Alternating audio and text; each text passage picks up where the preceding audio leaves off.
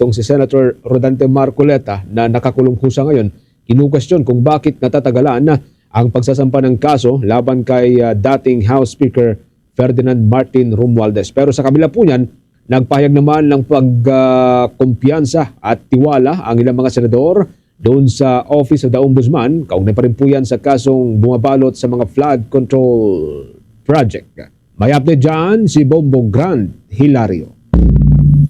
Tila nakuulangan naman si Senador Rodante Marcoleta sa masinambit ni Pangulong Ferdinand Bongbong Marcos Jr. sa makaranitong State of the Nation address.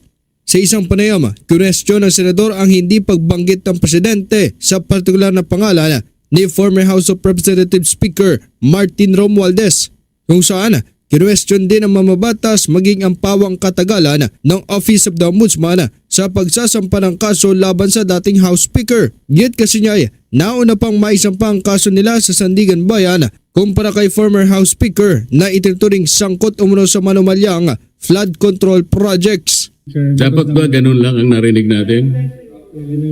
Dapat ba yung malapit ng sampahan, hindi man lang binanggit ang pangalan kung sino yung former speaker? Maraming former speakers, di ba? Ano ba ang date ng complaint affidavit na unang ibinigay kay Martin Romualdez?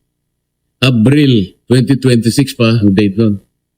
Yung ibinigay na complaint affidavit sa amin, May 15. Sa mga tweet, nauna ng isang buwan yun sa kanya.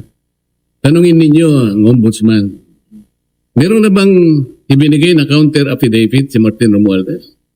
Kailangan itanong nyo sa kanya. Nauna ng isang buwan yun kaysa sa akin. Bakit ngayon sasabihin ng presidente na sasampahan na siya? Di ba nyo itatanong kung siya ay nagsubmit na ng counter affidavit? Kasi kung wala pa siyang counter affidavit hanggang ngayon, Abril pa yun Sa mga tweet, paso na yun Magugunita nga sa ikalimang State of the Nation address ni Pangulong Ferdinand Bongbong Marcos Jr. ay kanyang binanggit na malapit ng kasuhan ng Ombudsman ang dating House Speaker. Dito binigyan din ng presidente na mga nakaw na yaman ay sisiguraduhin maibabalik sa pondo ng taong bayan.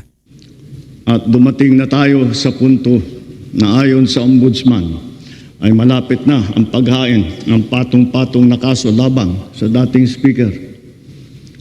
Masakit man sa akin ito, ngunit kailangan nating gawin ang tama. Hindi ako pangulo ng aking pamilya. Hindi ako pangulo ng aking kaibigan.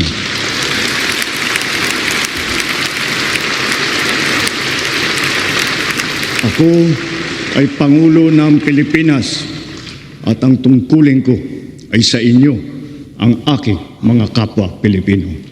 Sa kabila ng mga pagkwestiyon at kritisismo, ibinahagi ni Senador Erwin Tulfo ang kanyang tiwala kay Ombudsman Jesus Crispin Boying Remulla.